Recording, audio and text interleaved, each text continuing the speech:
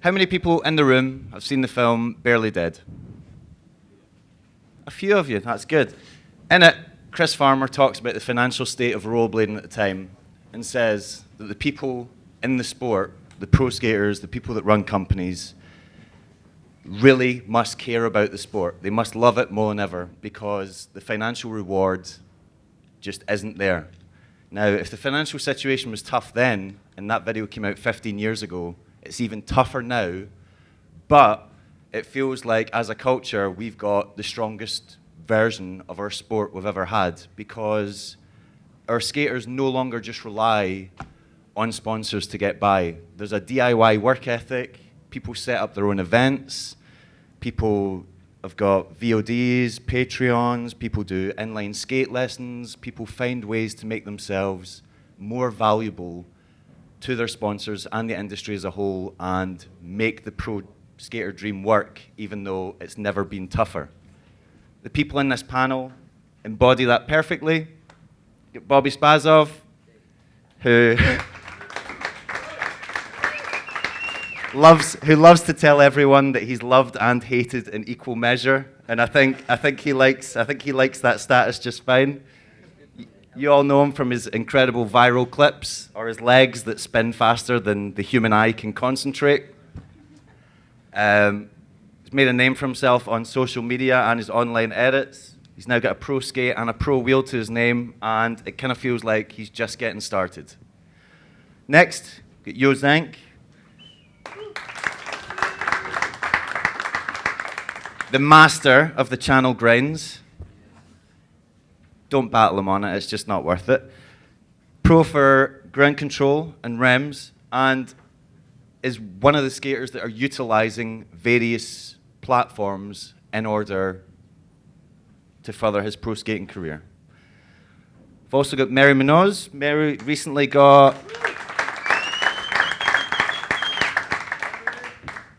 just got her first pro frame from Caltech. And is just kicking ass in the streets and in the skate parks. You can normally find her in podium positions at events, and I probably wouldn't play her on a game of skate on a handrail because she'd just embarrass me.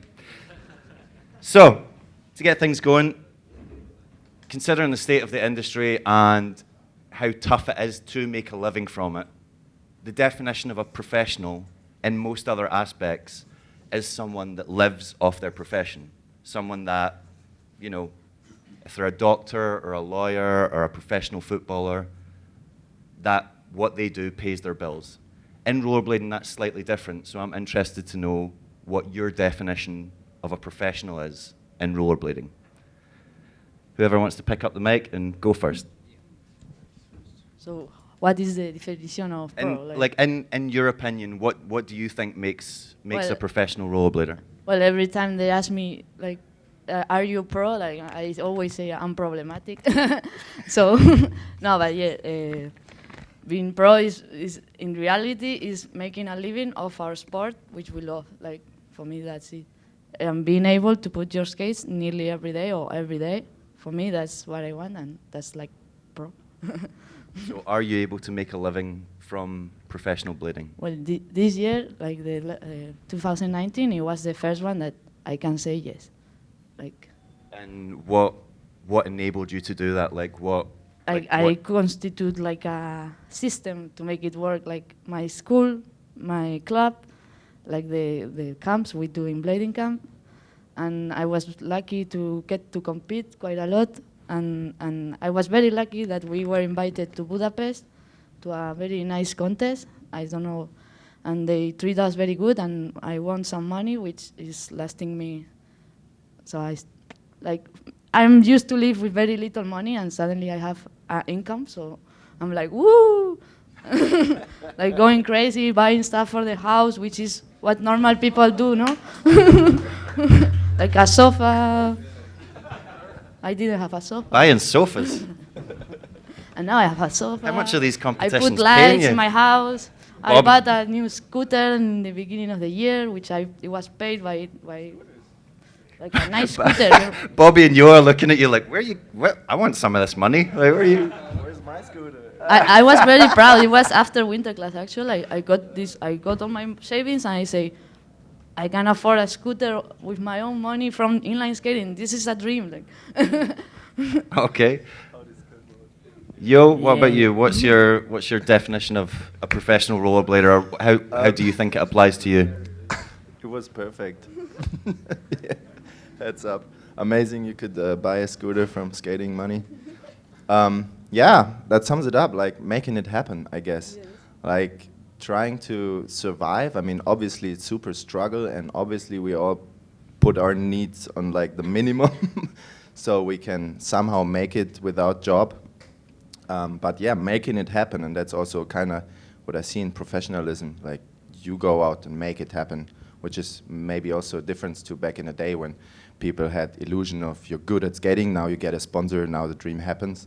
And which obviously even back then was not the case like this. Now it's even crazier. Now you get less and less and less. You do way more jobs for, I mean, there is no brand promoting you. It's like you're yourself promoting yourself and pretending it's the brand promoting you in kind of way. Like, I mean, you make it happen. It's you, the skater. I like to see it as freelancing even. Yeah, it's like you. All the bladers, we have to be freelance right now. Exactly. Like I just see myself as a freelancer, and what comes with that is like multiple jobs, multiple things, multiple pillars. Like I just try making like you said, like a system. You have multiple pillars. Maybe blading camp is one. Then there is a school. Then contests. Maybe sponsors money.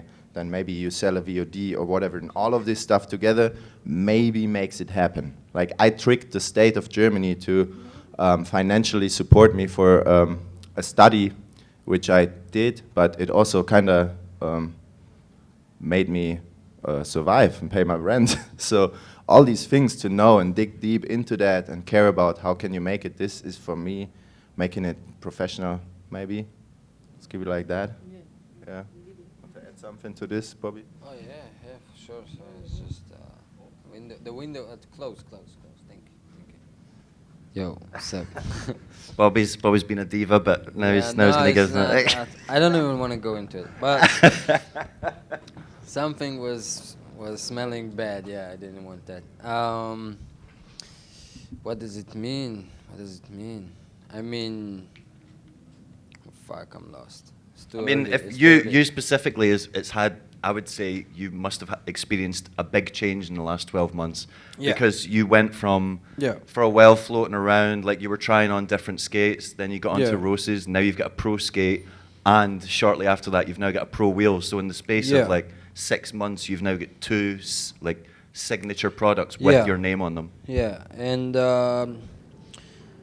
I get some money for it as well. And like the guy said, like I realized, like let's say this was my goal, 2019. I said at 2020 I want to get 1,000 euros a month for blading, or else I need to go work. You know, Israel is expensive, and 1,000 euros is not enough anyhow. But that was my goal. And at first, I kind of thought maybe a couple of years back, I thought maybe one company just pays you 1,000 euros and you're happy, but nobody does that. But realizing that I can take 200 here and 100 here and 100 here, and like the guy said, maybe a camp and a VOD and a project and whatever, and kind of stuck it up slow, and then suddenly I found myself like reaching that goal, even a little bit more, and yeah, it's a lot of politics, and to understand your worth and what is your job actually. Like, my job is not to be a good skater. That's very small part of my job, and when I see myself, I don't even think I'm that good of a skater in comparison to some other guys. Stop fishing for No, compliments. for real. You know, like, I mean, come on, Brosco, okay? You know, I'm not there. That's an unfair comparison, but Okay, okay. but you know, I'm just saying he's there, so we cannot not compare. You know what I mean? But the point is that I need to make a commercial and sell product. And when I understand this and I know how to do it and I find new ways to do it, then eventually the way I thought about it is like, okay, I sell product, let's say for Hidden Skate, right? So let's find a way so you can tell me how much product I make, and then I kind of know how much you can give me. And of course, someone like Hidden Skate is good friends, so he wants to help as well. He's not like not showing me the numbers or like hiding stuff, or like he's telling me, okay, you did this, you get that. And this is how it builds up with all the companies that I could. Some of them not really, but all the companies that I could, that are good friends. And eventually I got to the goal for now, and next year maybe more. Yeah, thank you.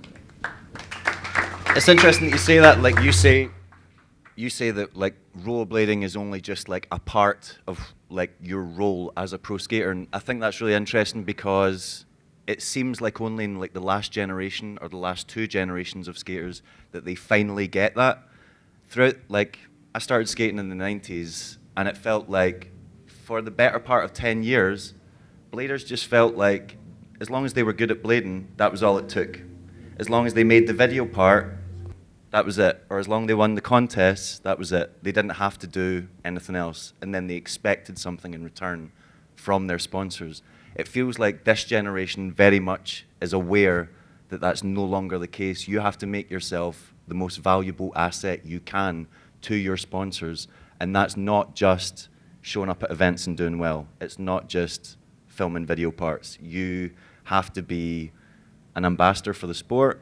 You have to be someone that the kids can actually like talk to and relate to, and you actually have to put in the work marketing the products, because you can't just get a pro skate and expect it to sell. You have to sell it. So like, what steps do you guys take in that respect? Because I know that you do work with ground control for, is it the social media you do for them? Like, tell us about your work with that. Yeah, well, as I said, like there's multiple pillars, and one for me is definitely behind the scene work. So like I always felt there was like team management or social media missing. Like the basic thing a sponsor can do for its riders is share their stuff, promote it, be there, give respect, all of this stuff, and it was always missing. And then now got opportunity to get like little cash for doing a few things for my friends, and jumping in there. Like it's kind of a job, you know, but it's not like super huge, obviously not super much money, but it's one of the pillars that make it work. So for me right now, most of the money that I make from skating is not actual money for my skating, but it's more like coming from my social pedagogic background, working with people, so to say.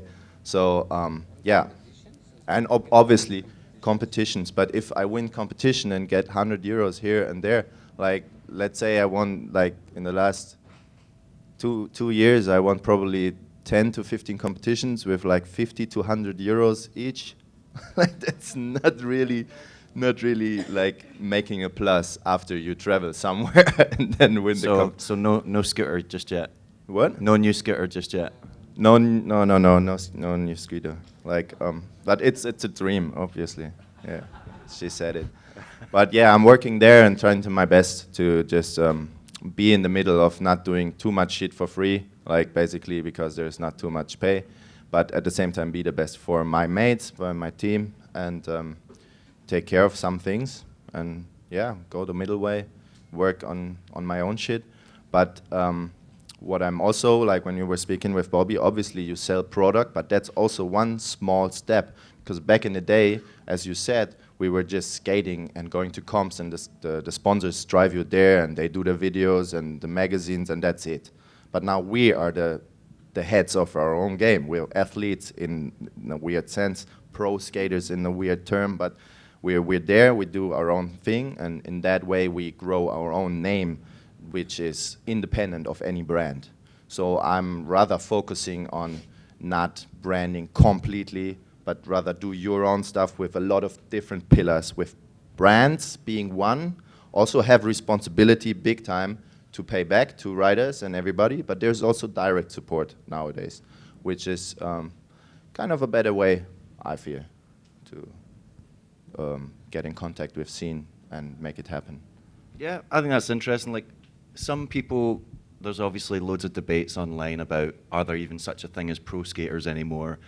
I would say, if anything, this generation is more professional than any generation that's gone before it, because a lot of them didn't act professionally.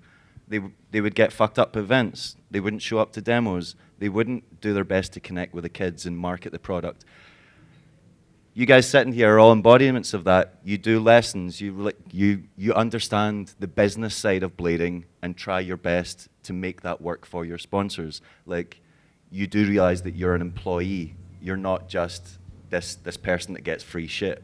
I want to add a little thing, like, how many people anyone here knows who probably deserve a pro skate or being a pro or that level, that you know for a fact that he couldn't sell shit even if he had the pro skate.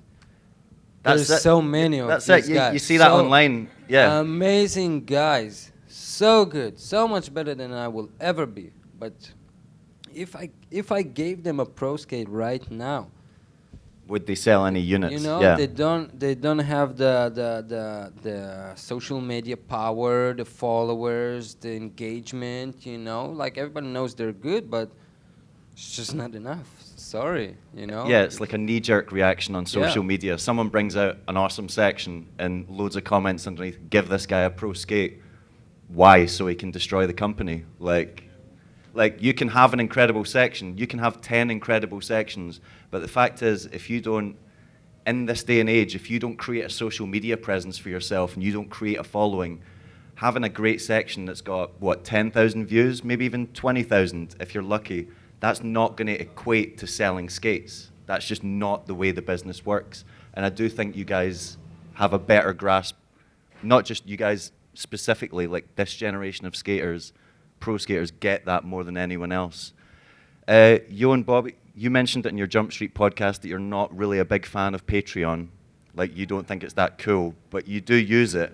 And I'm just wondering how, like, does it have any like beneficial effect to your pro careers, or like, have you found that using that new platform has helped you in any way? For me, yeah. I don't get that much money in the Patreon, but I also didn't push it that much. Like I said, it's not like I think it's not cool. I also think it's not that cool, but whatever, it's part of... It is what it is right now. If I could get support from people who really want me to go skate every day, and it's not companies, and they're like, yeah, we can give him €5 a month, for example, or whatever, it could be cool. But I just... I don't know, I find it weird. I can't, like, I'm being honest, something inside me just don't feel so right about pushing it and what. I have a few people there putting some money, and I never even cashed it out. It's just stacking there, you know, and I don't know, like I said, something inside me, maybe it will change if other people will use it too, and it will kind of be more a normal thing that the people will directly support the pro riders. But for now, it just doesn't seem to work that way, at least for me. I know for Jump Street it works really good, but they're like they're panels, so maybe it's a little bit different. I know for Lino it works. I don't know. Yo is working a little bit with it. You want to say something about Yo, it? yeah. What's your experience with Patreon, and like, because you obviously put out exclusive video content and things like that, so it's not like you're asking people for money. They're contributing money in return for a product. In a way, yes. I mean, I made it that way because I also felt a little like Bobby. Obviously, it's a bit corny, like this begging for money thing, but I think it's not like that. It's more like opportunity for people that really want to support you instead of a company that then maybe decides to support this rider. Like, people tell me in my face, hey, I bought these products to support you. And I'm like, nice. In my head is, okay, I don't see any of this. Like, of course. I mean, it's nice they support my supporters, but they expect like there is a percentage going to me or whatever, but if there is no pro product, then obviously that is usually not the case. So for these guys, it's amazing. They feel like they can actually support something. They feel it works for something, because I also obviously do a little bit more, like I give updates what I do with the money and all this. But in the first place, I just found lots of YouTubers having Patreon, and they get YouTube money, and then they make, for, I don't know, video game streams $12K a month for just uploading the video 1 day earlier. Like, it's just additional money for not more work.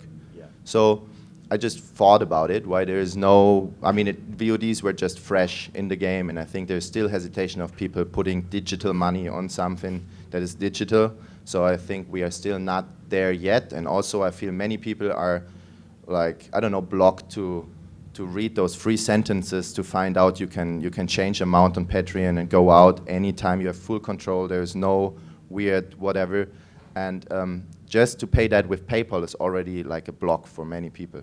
So that being said, it's kind of obvious it's not going through the roof yet. But what I originally wanted to do is see in the VODs, I see like, okay, maybe we can get away from this whole brand dependency. Like, the brands make money of people outside the scene and then are supposed to put money in the scene, which is not always, at least to the full part, the case. So if we see what we can do with fundraising, we can actually make our pros not work.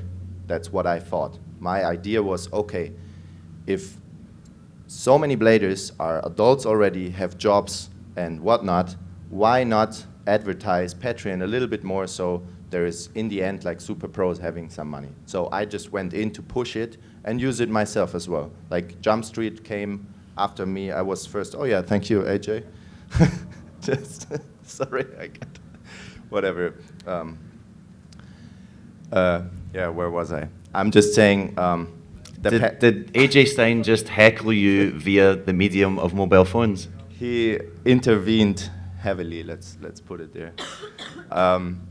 Yeah, but for me, the Patreon works quite nicely. I just stack money like for 1 or 2 or 3 months. It's like 70 euros a month. And then I buy a flight from it. I'm totally independent from anything. And back to what I was speaking before AJ's interruption, my idea was everybody that gets like 1,000 euros from a job outside of blading is willing to put $10 into core blading, splits it between his 10 favorite riders, $1 each. It may not sound much. If 1,000 people do it, we are at the 1,000 euro mark. Like, it's super easy. I have like 20 supporters to gain $70 in total. So it's not really much, but this pays flights. Like, my last 5 projects were paid by this. Like, I got in total around 1.5 years, I got like 1,800 euros.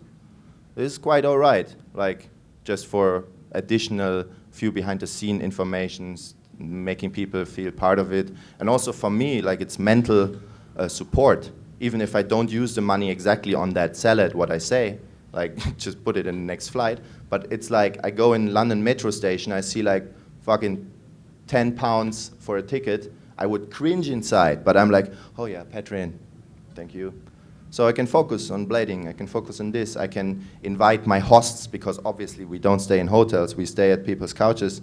So I can invite my host on some vegan dinner for, like, yeah, make him feel nice, or whatever, did that 1,000 times just from Patreon money. So for me, it works really nice. So do you guys think that we as a sport, or we as just followers and supporters of other bladers, should be better to catch on to things like this? Because it feels like, even with VODs, it feels like people are still wary of buying them. Even though it's been in blading for quite a while, people are like reluctant to buy or support certain projects. And things like Patreon, you said yourself, like, not many pro skaters have their own Patreon. Not many pro skaters have their own YouTube channel. Yes. So it feels like, as a sport, we are very slow to catch on to these new modes. I guess that's humans in general, and I don't want to push anybody to do this. I also don't want to sound like, hey, support me on Patreon, do this.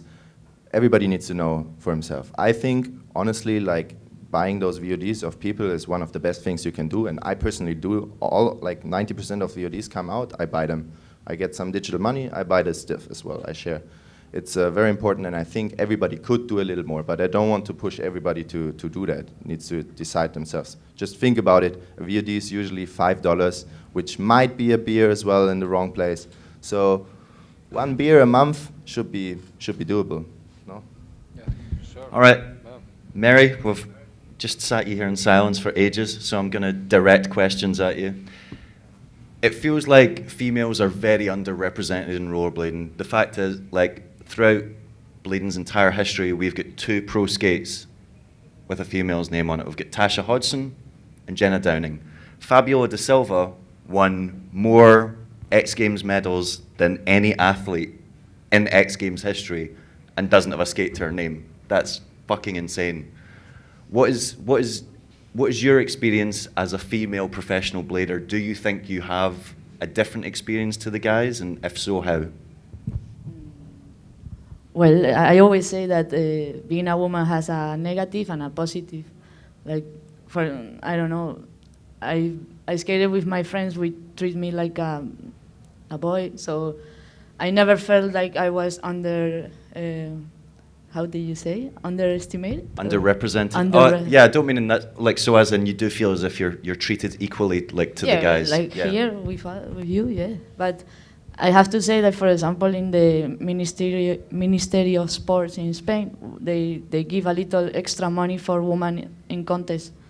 So that's why I could do the FIS series, World Series this year.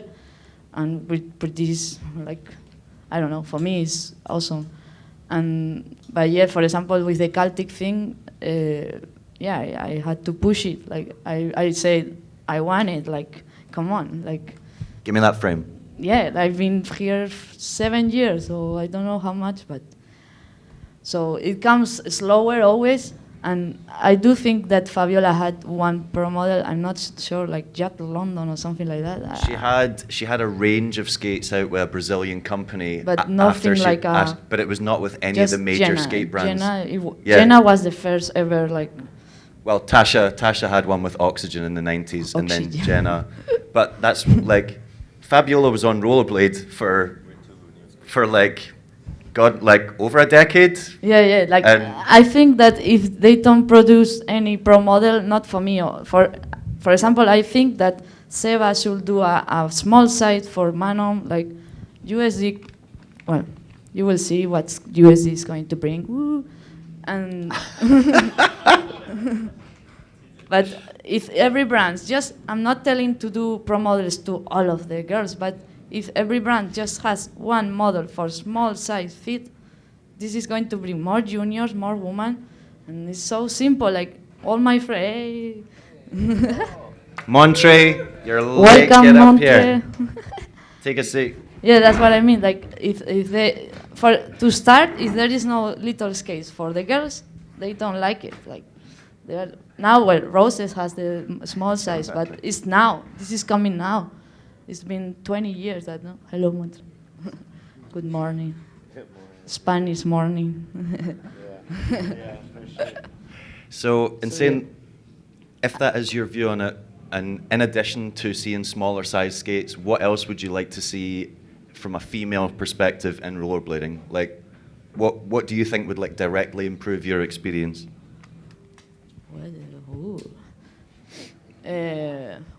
I want a pro model of skate. If that's what you're like, just give me one. That'll improve my life greatly. Yeah. Yeah, I want that. That's like my dream. And after that, I will be super happy. And I will be here chilling, not skating.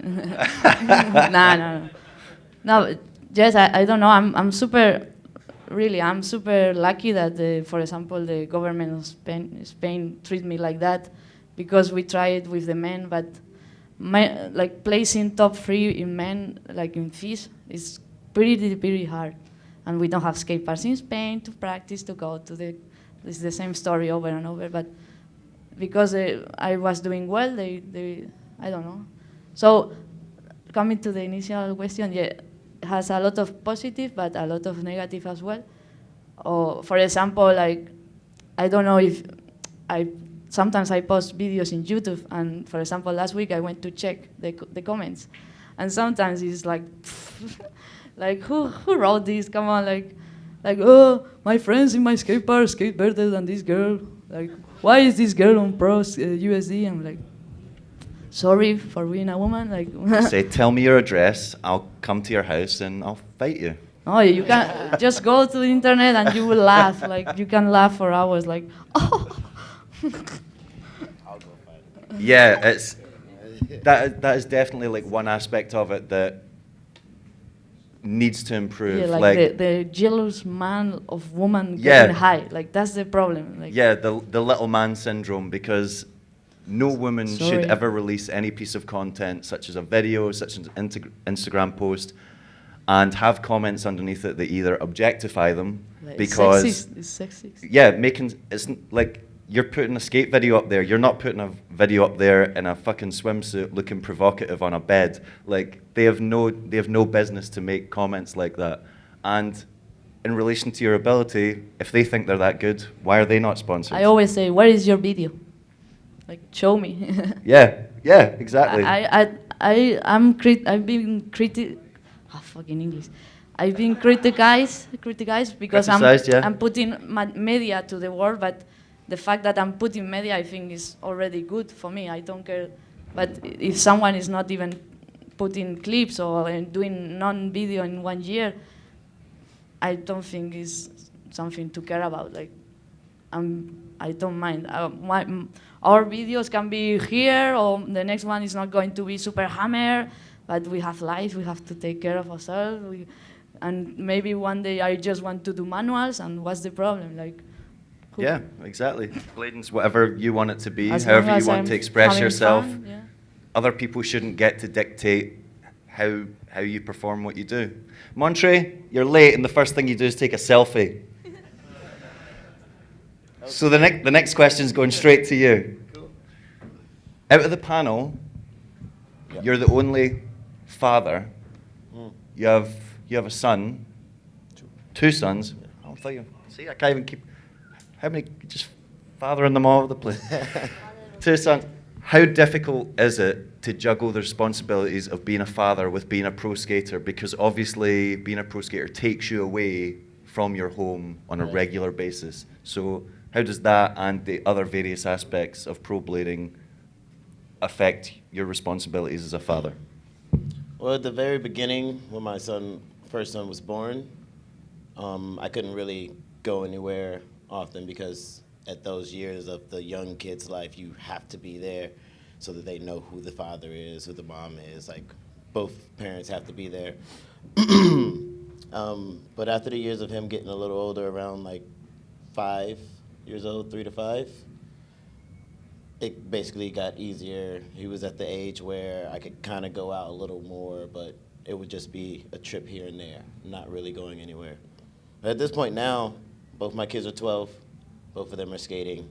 They actually help me skate more. I actually skate almost every day now because I'm going to the skate park constantly because they want to go.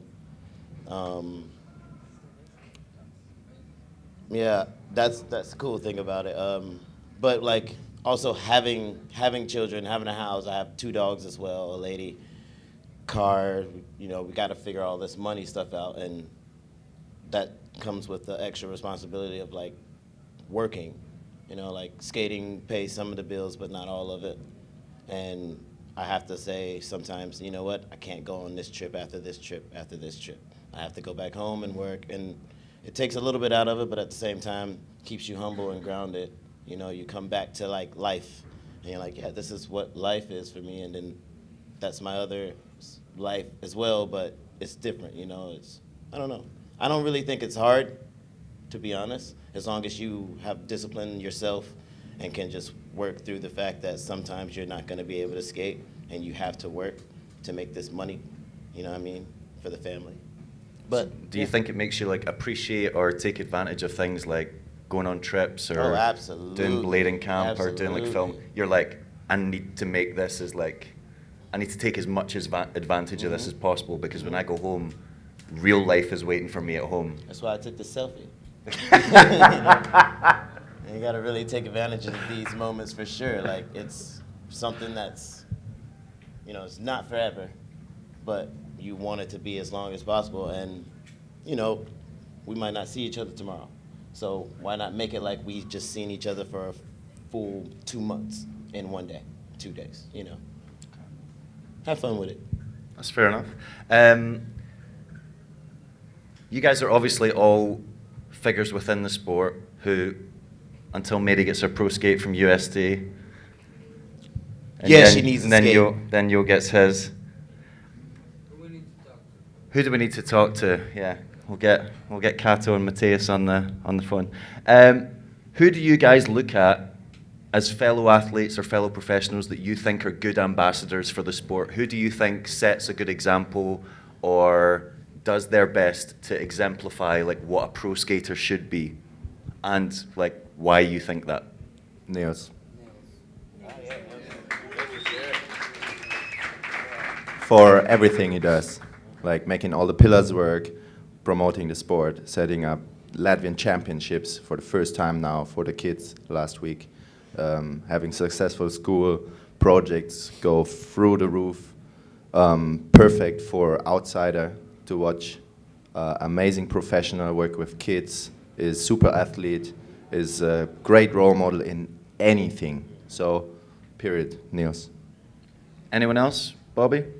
Yeah, Niels, man. You can't choose the same person, that's man. cheating. No, I was screaming it straight up. Yeah, Niels, yeah, I learned a lot from being around him this year about professionalism, also about taking care of your body, like how do you keep going. You know, we've been 10 days together, and after 3 days I'm cramping, you know, I'm like, oh, what's going on? And he's like waking up, but he does what he needs to do to keep going, you know. And then he gets 20 clips in, I don't know, a couple of days, and like and bangers, everything. I would rest a week after one of these tricks, you know. And yeah, but and now I come to Winterclash and I try to eat healthy and I do stretches and I work the foam roller and everything. Like I'm still a newbie with that, but you know, yeah, make it work. Also, I would say some skaters are just good ambassadors because how good they are as skaters, like Brosco, for example. And I think we can find more examples of that, of people that are just really good skaters, and we have different styles and big variety of different ideas of skating, and we need all of these styles. So I can name everybody here. I can name a few. You know, a lot of people who are at the pro status. I think they are there because their skating is deserved. But for sure, there is other aspects. There is the healthy side. There is the business side, and there is much to learn. Like because it's not only like Mary said before. Like I had to push it, and I kind of wanted to scream. Nobody's gonna give you shit in rollerblading. Nobody's gonna just come and tell you, "Hey, take it. Here's your stuff. Here's all your stuff." Yeah. It didn't happen for me, not even once. But you understand that's part of the job. You need to push. You need to know your worth. You need to ask. You need to say, "Hey, I want this. I want that. When is it coming? When is it coming? When is it coming?" And there's no need to be ashamed. You know, this is you do stuff. I mean, I talk for myself. I do shit daily, you know. I get videos. I don't know, whatever. I go work. I need fucking. My mind cannot be at 3 different places, you know. To keep my level at skating and my ideas for new clips, for new stuff, you know. I need to think about it. So it's a full-time job either ways, you know. Even if I don't skate. So, yeah. It's interesting you say, know like, what I mean? yeah, like that you have to ask for things because you're willing to work. You're willing to do the work in for returns. You're like, you give me this skate, I'm gonna do everything I can to sell it. Not only the skate, give me the money. and Montre said something about being at home, and I also want to be at home. I actually don't want to travel that much. And when I got a certain amount of money from Roses, for example, and they talked to me about, oh, you can use that for traveling, that for this, and I was like, no, this goes from my bank account, you know? I need to go to the supermarket, not to Winterclash with that.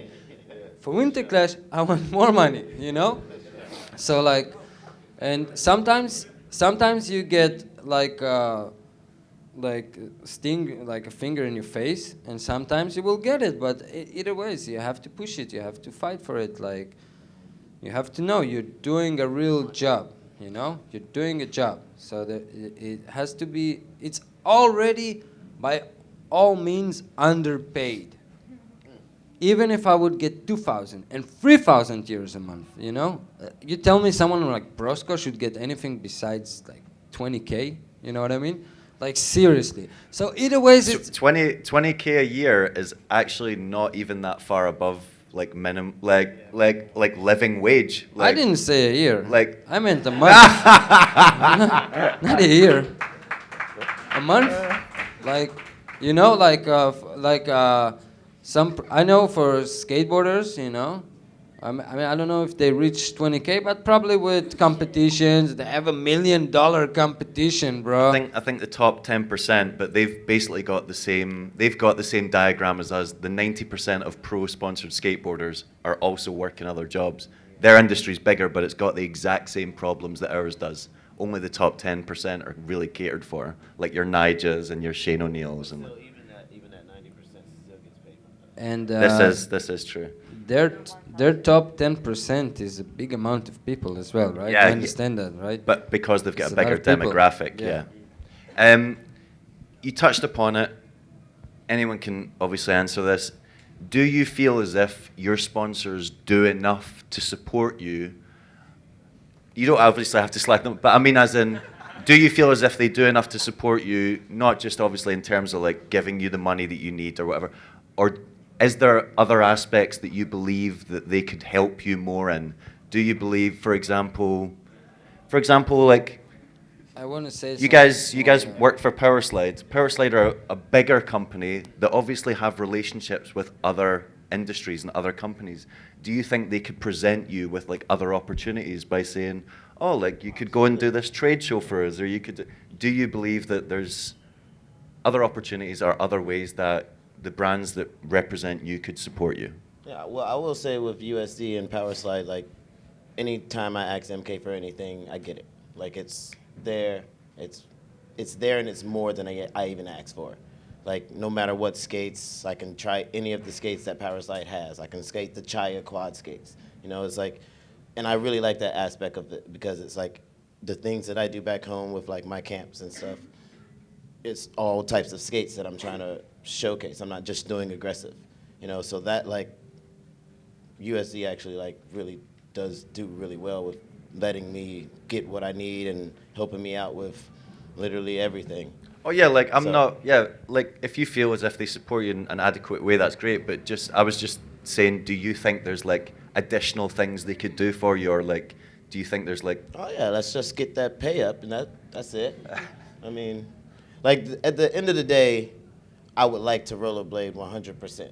Like that would just be it. That would be my job, and that's it. Like I guess if I had a little more cash. Anyone else? Do you think like any of the brands could like what you would like to see them do more of? I mean, with kind of an overview about like all kinds of different brands, not only my sponsors, I think I'm quite sure I can say that any brand can do more. Obviously, like just speaking opportunity-wise. If we speak money, that's a different thing. Obviously, this guy said it all. But opportunities, like let's say it starts with a team video or whatever. I mean, any brand is just relying on their skaters doing the whole marketing basically on themselves and then promote that video and this and here and there, and they just use that and it looks like the brand is doing it, but there's very rare brands that actually have an own plan. So actually having someone that has a vision and is not the blader himself would be obviously much help for any brand, and I see this missing in at least 90% of all brands. So what you're saying is you'd like to see like more direction from the brands, or more like give Opportunities. Yeah. Like a team video, for example, or they say, hey, we come over, we film this, or you go there, we have film this. Like 10 years ago, a brand would take things in their hands, like push into tours, events, this stuff. I mean, I don't know, I see the downfall of rollerblading not in our scene. It's in the outsiders that stopped skating, but I don't care. Like, do we need those people that are just randomly buying some things? It doesn't affect us in this room. it just affected some brands, and they directed it down to their skaters. Hey, we can't pay you anymore. These guys looked for other opportunities, went, and this is the first step in the whole thing that actually was something I felt as a blader. Oh shit, my bros are not skating, like my pros are not skating anymore. This is the thing we feel. So obviously there should be more direct support into bladers' pockets, into tours, events, and like self-created opportunities. Like you should have an opportunity within a brand. And if the brand just says, hey, you do how you do, we don't pay you much, but you know, we will, you do how you do, it's like kind of not really an opportunity, I would say. I was wanting to ask you guys about this because do you feel like before, yeah, in times gone past, there were like things like team videos and tours, and that's how brands got their message across. That's how they sold their product. Now it feels very much like you get on a team and you're just left to your own devices. You're expected to just be a one-man marketing team. It's like there's certain book companies in the past couple of years that don't even release promos for their pro skates. Like someone gets a pro skate, there's no media to come along with it. Then they're just relying on Instagram footage to sell a signature model, and that just feels kind of weird. And obviously we need to utilize social media platforms. That goes without saying. It is what everyone uses. Everyone's addicted to their phones. Everyone in this room has looked at Instagram or Facebook in the last hour. That's just the world we live in. But it seems like relying on their skaters just to be like, this, you sell our products for us via this platform. That kind of feels like it puts just everything on you, and they kind of get to like shirk the responsibility. Yeah, I can say that. I don't know if it's the truth, but it's just how I see things. I feel like the companies don't feel like it's worth it so much. Maybe because I don't know. Maybe because back in the day there was so much money, and a lot of the companies are still here today, and for them this is peanuts, you know, compared to people live off it. If someone opens a company now and he makes a full living off of it, he will be like, "What? Damn, I make good money." But someone who made a couple of millions back then and now he makes much less, then for him it's like, I think they think it's not so worth it. I don't know, because yeah, it's really weird. This point is like a super strong point. I feel the same way. Like nobody has a plans. You promote us, but I think those who knows, they know that they need to put in the work. So maybe they can, how do you say it? Like take the fruits down later. You know what I mean? And maybe later means a lot later. But we need to keep believing in it, you know? This is why we do it, right? This is why there is companies. If nobody believes in it, then fuck it, you know? Fuck it. We don't need an industry. We don't need Winterclash, you know? People do it because they believe in it. So I guess for companies, they need to keep believing in it and put more efforts to make something like, you know, like you said, like special stuff, like make a team, make a image, make something, I don't know. Yeah, put money in marketing, you know, like. So do you think it's basic stuff? Yeah. You know, people do it. People, they want to be a professional trainer, right? They need to be out there, you know. They put money. First thing they do is put money. That's the first thing they do, and then they start to get that money back, and then they start earning, right? And putting everything on the blader is just, it's amazingly stupid. Yeah, that's it. Do you think that like some of the more established brands in blading, because they've been around so long and their name is so iconic essentially, do you think that they just release skates and expect them just to sell off the brand alone, and that's Yeah. become a part of the mentality as well? Because they have the structure. They need the pro skater and don't need him in the same time, because they make the skate, they sell it to shop, they sell it to, I don't know, big retail shops. That's how you say it, yeah? So you know what I mean? But this is not the scene. This is just this is just the money making machine, you know. But this is not the scene. This is not the core. This is not who we are. We don't know shit about that. You know what I mean? So yeah, you know what I'm trying to say. Yeah, like, I know what you're saying. Have to, you're saying the split between the business and the culture. The chain is working. You know? The factory takes the skate, bring it to shops. This guy bring it to another guy. Blah blah blah. It's working, you know, whether with me or without me, it's working. But what I blah, blah, you know, Contribute, yeah, as a skater is the image in the scene, you know. And when there's new kids coming and stuff, you know, this is something that a company cannot just. They can't just do it. This is something that I can do for them, but they cannot do it for just because they're a name or something. You know what I mean? To attract kids to buy this guy's skate. You know what I mean? So, yeah, they should put more effort in that. All the companies, I feel like. Besides one of them who is smart enough to watch skateboarders do what they do. Yeah. Anyone get anything else to add to that? No? Yeah? No? Yeah? Mary?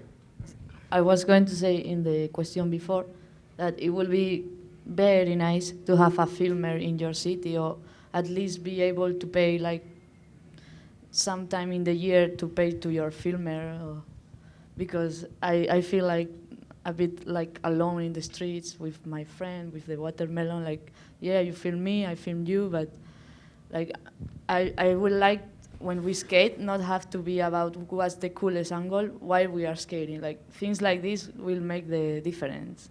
Yeah, as in like you're expected to create the content, but you don't always have the means to do it, Yeah, because I've been filming like the latest clips with the iPhone, and now it's like now with this extra money I make, I could buy a normal camera and like start to produce.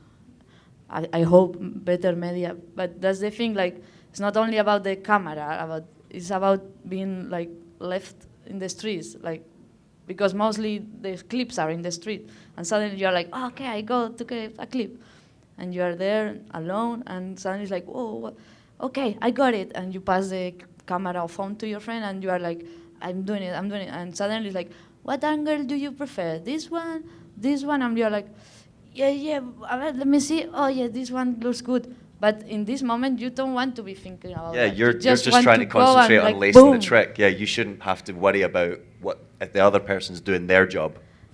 Which is not their job. Yeah, which is not their job. It's weird that you touched on that, because Montre, I tried to get an interview with him for Wheel Scene, and I was like, all we need is like 5 shots, 5 photos, that's it. And he's like, I don't have a fucking photographer. And he's like, my sponsor's not going to pay for me to go to another city to get 5 photos for your website. Like, that's just not, it's not reality. And I do think that's a lot of problems that bladers face, because you've got, like, you're fortunate in your tight crew, you guys film each other and you've got, like, the camera equipment. And you're traveling around, you've got, like, people like Erod and Adam Johnson who you work on projects with, and you'll go and visit them, but it's still time consuming and money consuming to do that. That's rare. And it's one of those things that you can't do on a regular basis. You used to have Kenny. That's traveling, yeah. That's Yeah, like you used to have like your personal filmer Kenny Owens. yeah. Kenny Say was word the man. sick. Say word. Say Shout word. out. Awesome video series, but now Kenny's traveling the world and doing his thing. So like people move on, and when they do, it leaves you without what you need to create the stuff that your sponsors and your fans expect of you. Yeah, I actually film everything, all the content that I've been putting out. It's me and my kids. That's us filming. So everything you've seen me do, if you didn't like the clip because it was shaky or something, that's why I have a new GoPro. It has a stabilizer in it because my kids are all shaky, so now it's smooth. But no, that's a really big thing, like having someone to film you and stuff. But like, yeah, it's really half of it, because it's really hard to be in the mood to do a trick, and then all of a sudden you got to worry about if it's about to be filmed correctly, especially if it's a hammer. You're like, oh no, I don't want So you don't want to wreck yourself for someone to then you go, oh, I was out of frame. Great. Like, I sneezed. Like, oh, you have a cold. That's right. Sorry, son. But yeah. One more question. Any guys can answer it, and then we're going to let the audience ask you guys a question. What do you think we're, as a sport, as an industry, as a culture, the whole thing, what do you think we're doing right, and what do you think we're doing wrong? So what would you like us to see us continue to do, and what would you like to see change? these gatherings like this, we're doing that right. Let's keep doing this. This is tight. All the hate between skaters on skaters, we're doing that wrong. That's stupid. Stop hating each other, yo. Stop hating other skateboarders. Stop hating BMXers. Like, we're all in this extreme sport together anyways. Don't hate on a little kid for being on a scooter. How do you sound? Like, if you're a grown-up telling a little, come on, get out of here, little scooter kid. Like, he's just a little kid on a scooter trying to learn like you. You were the same way when you had your rollerblades on. You know, so no hate. I hate hate. Good vibes only. You know what I'm saying?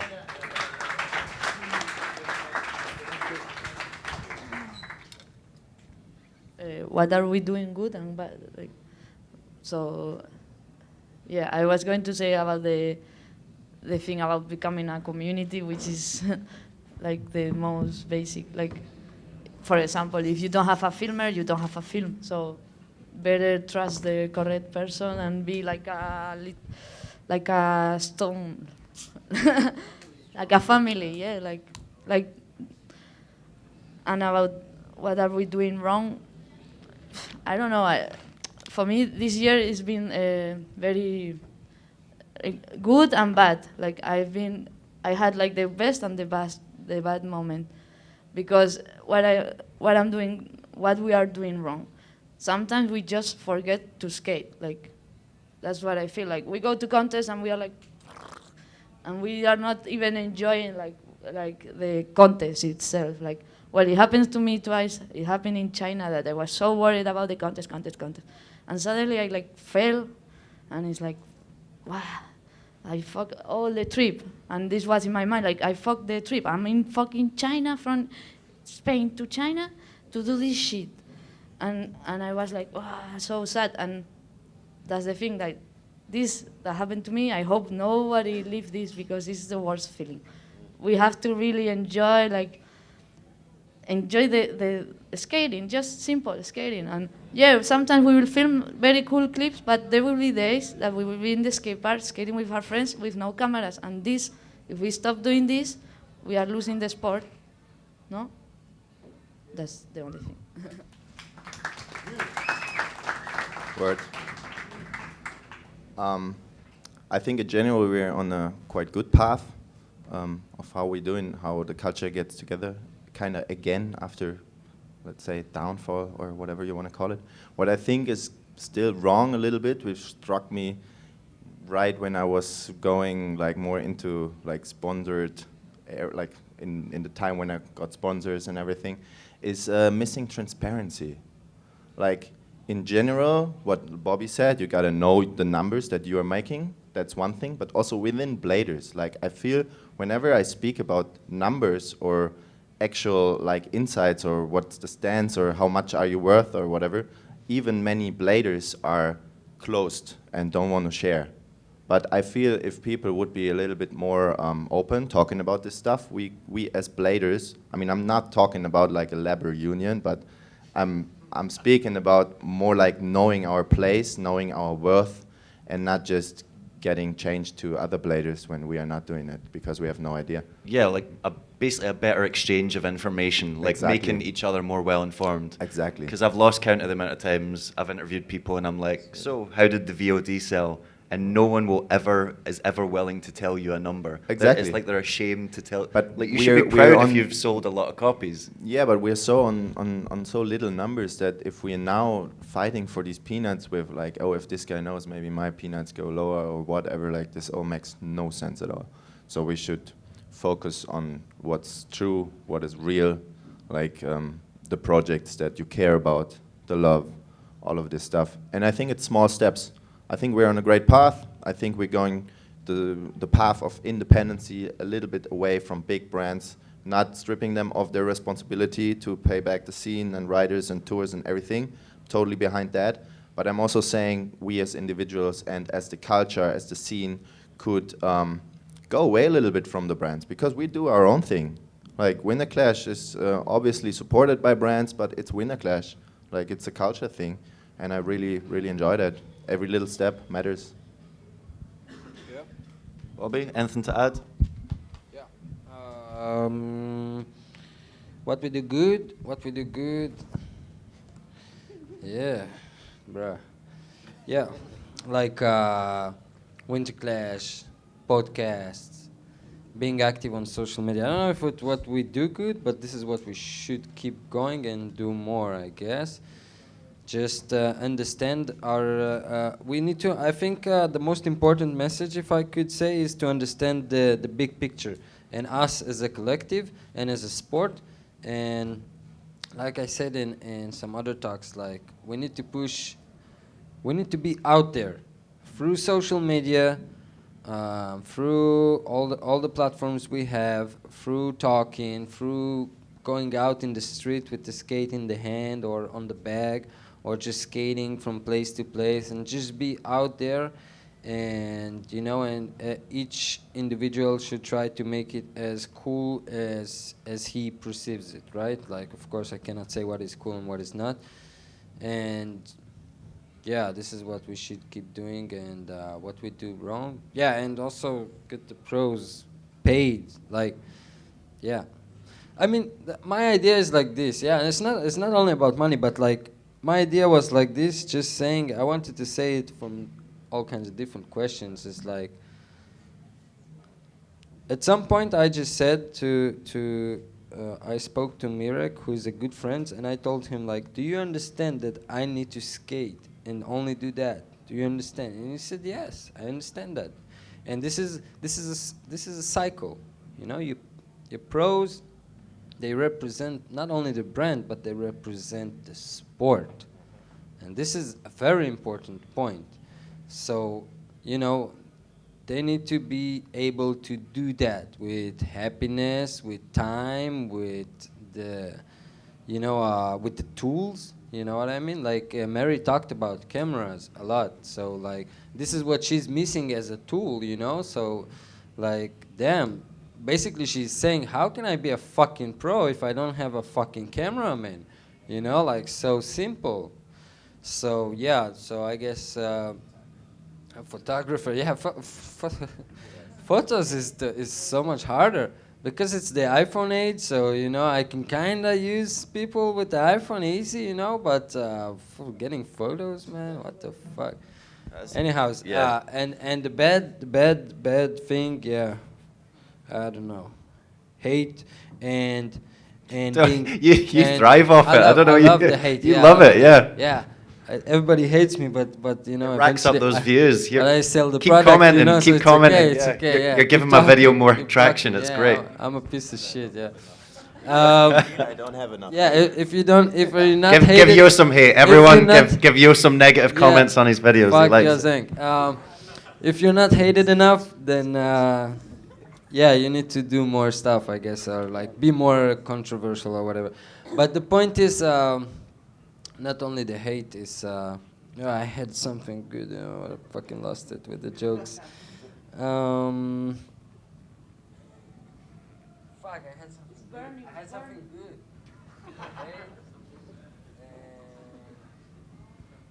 We're losing them, people. We're losing them. Yeah.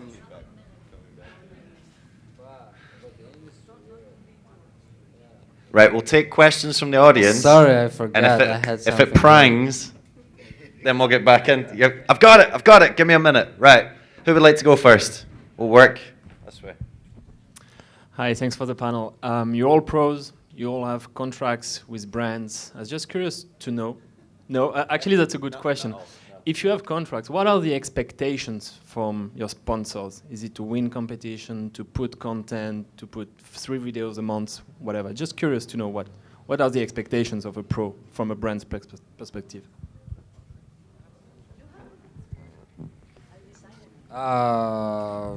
Yeah, I have different. I only have a contract with one company, which is Rosie's,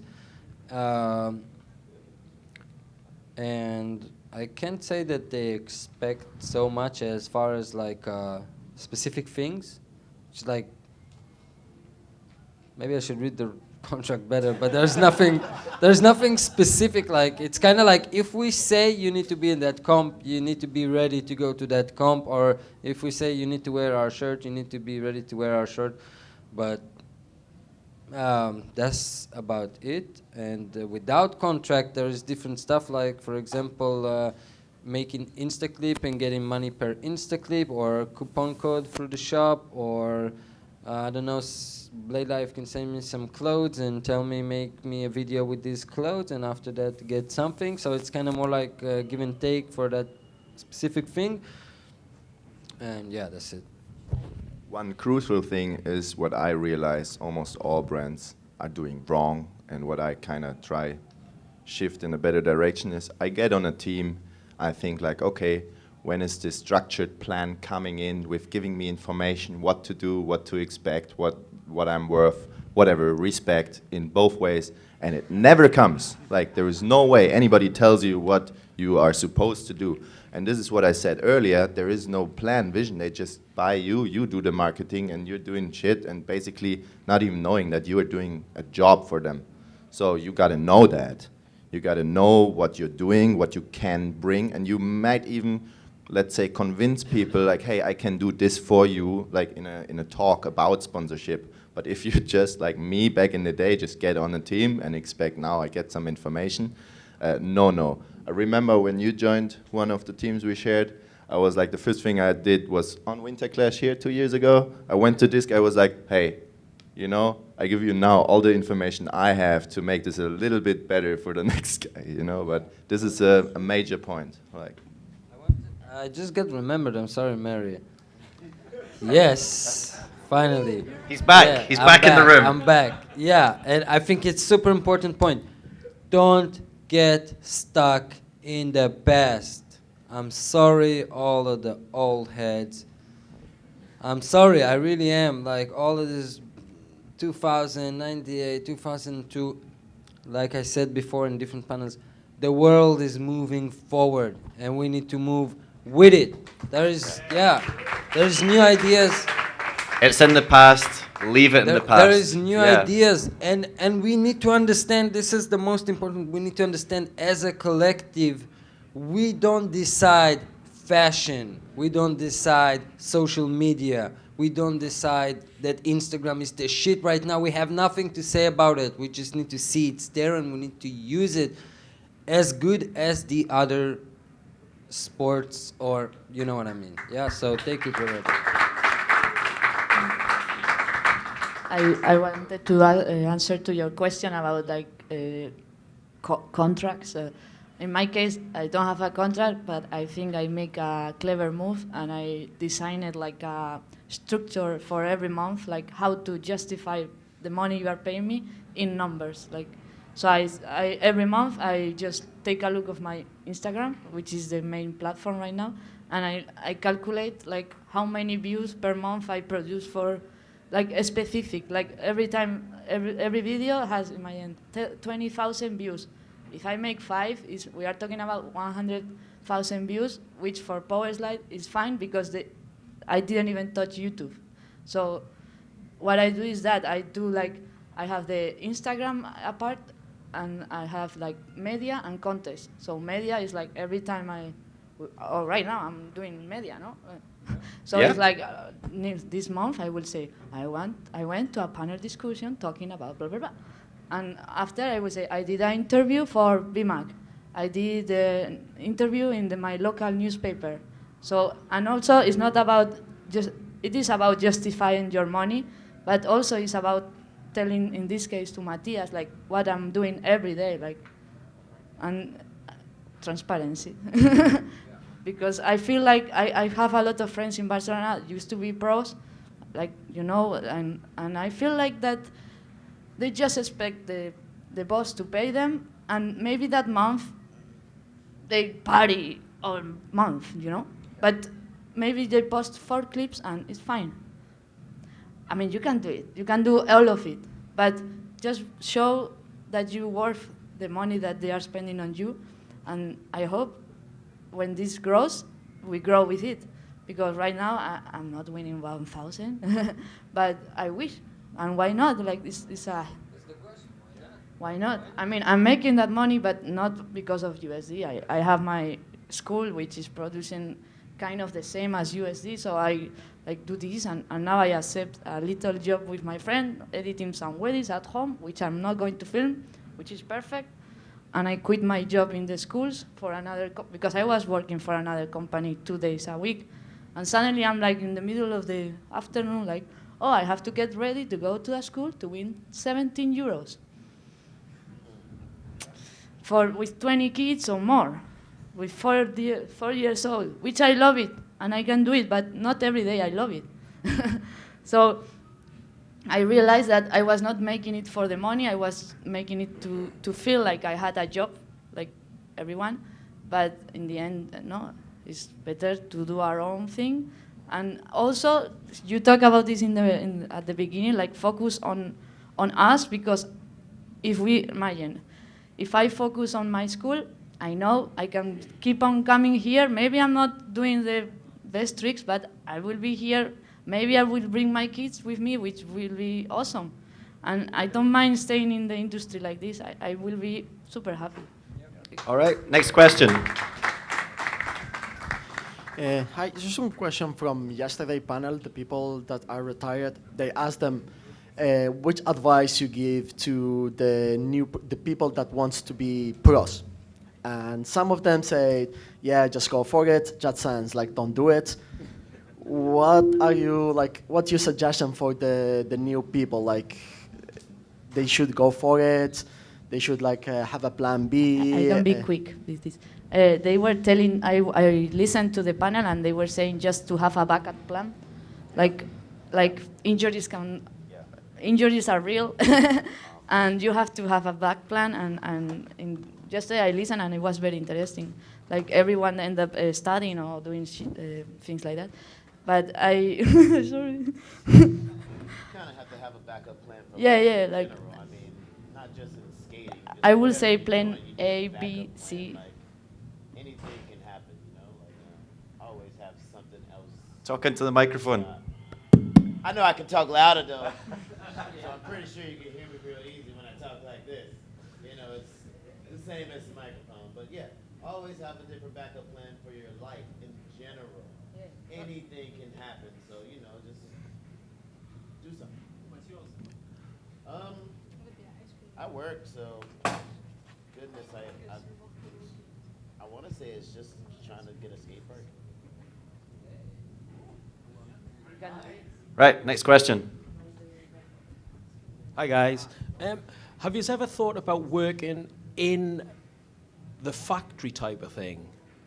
As in like making the skates with them and using that money to, like, because BMXers, like the Fit Bike co-team, they all work in their shop and then they ride their bikes.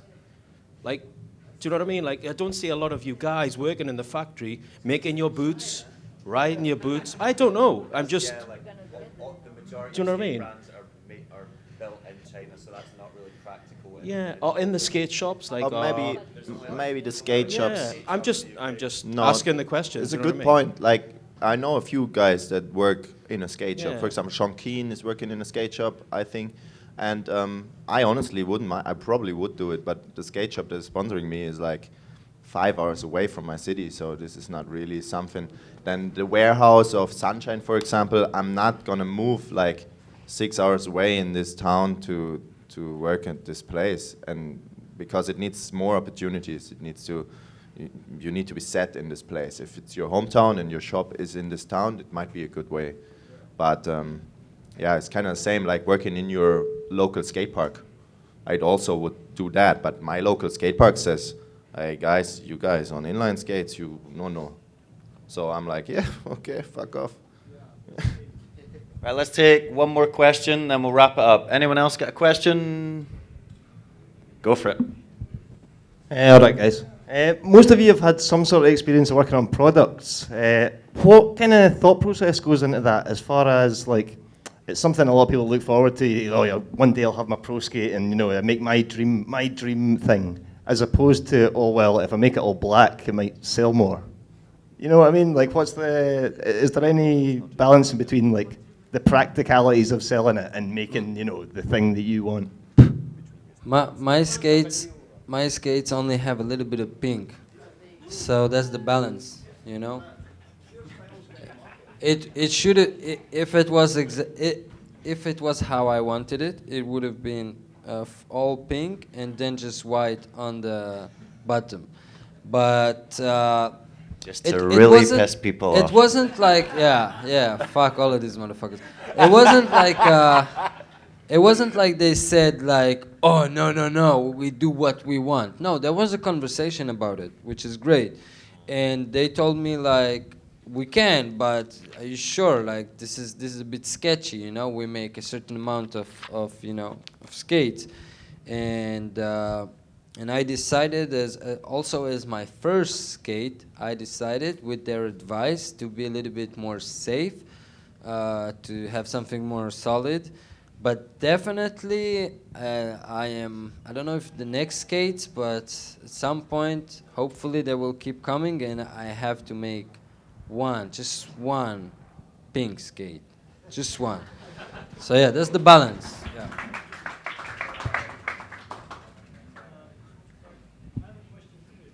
Right, we'll do one quick and then we've really got to wrap it up because these guys have actually got to skate. So now, do you still feel that involving brands outside the sport is selling out? Because it feels like we need the money.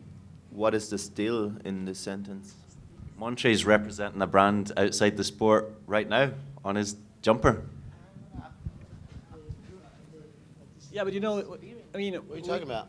We kind of need the. It's a weed manufacturer, isn't it? So, Runts skate team. but it's from outside the industry. So Yeah, but the Runts part of it is now, or the skate team is a part of But the that's what I industry. mean. It's like it's tying up two industries. It's tying up the blading industry with.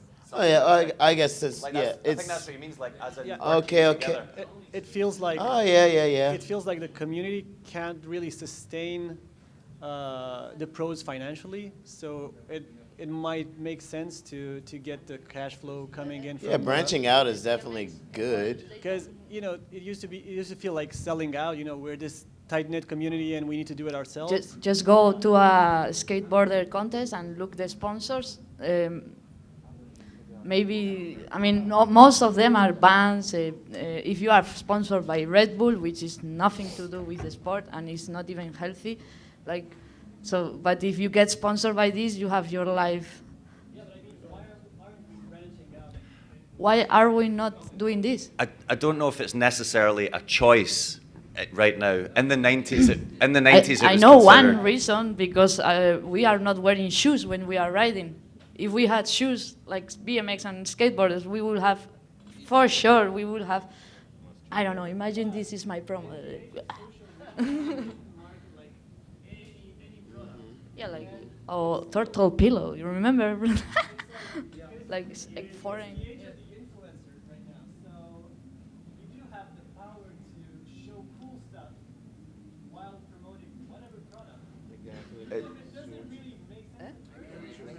Something to say. I know what you're saying exactly, because I had the thoughts about this, and I kind of thought that like for me, okay, this is my personal. For me, it would be better if I could make it work within the industry, because one thing that I learned very fast from being a pro, okay, is that you want your sponsors to be your friends.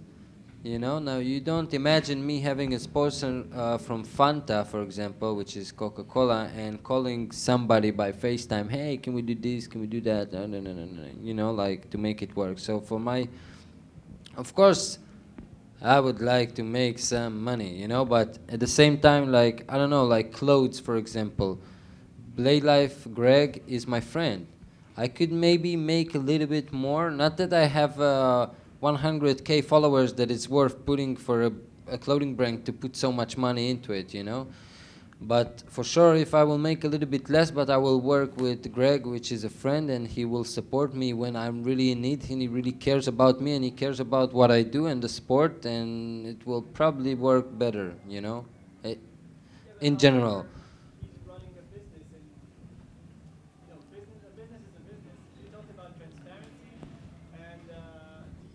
Sounds like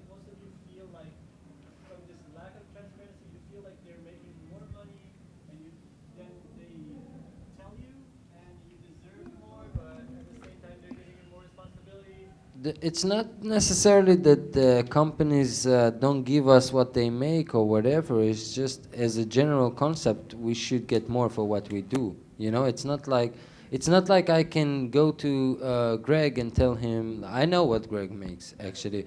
So I cannot tell him, hey, pay me €1,000 a month. That's why I'm saying branching out, because sometimes the money just isn't there. Like, I understand what you're saying. Like, We we're ne- working with a limited resource in the blading industry. There's only so many companies and there's only so many skaters. So there's only so much you can market to ourselves. But I think that There's not that many people that fuck with us. Like, what it is just people just don't fuck with rollerblading. Like, people just don't fuck with rollerblading. That's it. Like, when it comes down to it, like, we've tried. A lot of us tried. We used to be in the Mountain Dew thing with all the skateboarders and BMXers, but then that lost its steam, you know? Like, we've been in the other small little branches and brands and everything, but, like, as rollerblading fizzled out, they were like, well, there's no reason to look at that. So when people have gone and been like, yo, I want to do this, I'd be like, you know, like, hit me up when the scene's bigger. So for the most part, trying to branch out to these brands, they just don't fuck with us. Like, they look at the numbers and be like, well, I can't really, yeah. But as influencers, like, some of us have, like, 50,000 followers, like, let's say Frankie Morales, right? He can go out and search for these other brands because he's already 100% certified on his Instagram. He's certified on everything, you know, and he can get these different brands because he's got this. But he also has, like, an agent and shit, too. So, like, you know, it's like, just no one fucks with rollerblading. You know what I mean? It's kind of the opportunity to make it cool again. Like, Exactly. we're, We're like, trying. I think I understand your point. Like, you're talking about in the 90s when we used to work with brands outside blading, it was considered selling out, yeah? But you're saying if we don't do that now, these guys aren't going to get the money that they're entitled to. Well, But that's true. That was one of But the the thing biggest is, mistakes as an that- industry, right? This that- is why we are here, because people gave money, and when there was no money, they gave you the shit in the face. You know what I mean? So if you're talking about like a personal thing, like each and every one could approach, but as an industry, this is what got us to this point, is where people came in just to make money. People who don't skate, they made millions off our asses. And when the people it wasn't cool anymore, and they just went to their next. Yeah, like they used rollerblading Now as a they do marketing tool. scooters. Yeah. You know, I don't want to say any names, but now they produce scooters because there's money in scooters. And you know what? I met a couple of pro scooters, and I told them, hey, when the money is gonna run out for you, this sponsor is gonna give you the, you know. So yeah. Like all those brands Donate. that did come in the 90s, they didn't put money back into the sport. They took it out. Like all those brands that were sponsoring skaters like Gap and Levi's and stuff like that, they were paying skaters like $100 a month. They can afford to pay a skater more than $100. Like Aaron Feinberg was wearing a fucking Levi's sticker on his helmet and getting $100 off Levi's. They're a multi-million-dollar company. Like, so I get what you're saying that we should branch out. There's no such thing as selling out. Like, selling out is a concept that is born of like 14-year-old kids, like that don't have responsibilities. All these people have fucking bills to pay. If Red Bull comes up to Yo and goes, Yo, do you want to wear a beanie and we'll give you some money every month? Yo's gonna be like, We're quite happy about Chimera Games prize money, aren't we? And it's all just made by super huge corporative sponsors. So like Soichiro is 88K rich to now. Soichiro is a great fucking thing, I feel. And if some brands want to sponsor me for something, I would say, hey, maybe I don't put all of it in there. I'm not branching like everything on my face or whatever, but I'm definitely gonna use it, like for sure. Used responsibly. Yeah, it needs to be used responsibly as a tool, and I'm totally down with you. Like one of my thoughts were at some point like Instagram Instaclips is working so good with iPhone. I should probably get an iPhone. I don't know from who, Apple, whatever, because I already sold a couple of iPhones in general, because like people ask me how do you do this, how do you do that. I'm like, yeah, iPhone is the best, you know. So I'm already marketing them. So yeah, just the idea like, but it needs to be done responsibly and not be relied on because, yeah, when shit hit the fence, you know. Really sorry, guys. We're going to have to wrap it up. Like, we've gone way over time, and these guys obviously need to compete in the event. Big round of applause for Montre Livingston, Mary Munoz, Yo Zank, and Bobby Spazov.